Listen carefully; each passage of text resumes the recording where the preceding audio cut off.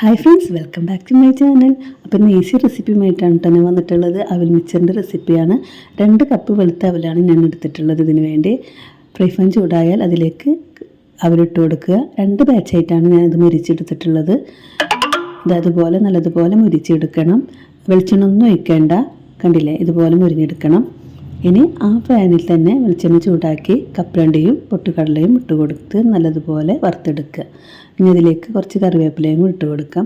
ഇപ്പോൾ ഇത് വറന്ന് വന്നിട്ടുണ്ട്. ഇനി ഇത് പാനിൽ നിന്ന് മാറ്റാം.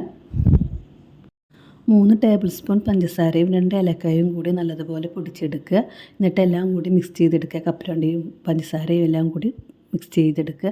പെട്ടെന്ന് ചെയ്തെടുക്കാൻ പറ്റുന്ന റെസിപ്പിയാണ്. കുട്ടികൾക്കൊക്കെ ഒരുപാട് ഇഷ്ടം. ഗസ്റ്റൊക്കെ വന്നാൽ പെട്ടെന്ന് തന്നെ ചെയ്തെടുക്കാൻ പറ്റുന്ന ഒരു റെസിപ്പിയാണ്. അപ്പോൾ എല്ലാവരും ഇതുപോലെ ഒന്ന് ട്രൈ ചെയ്ത് നോക്കുക.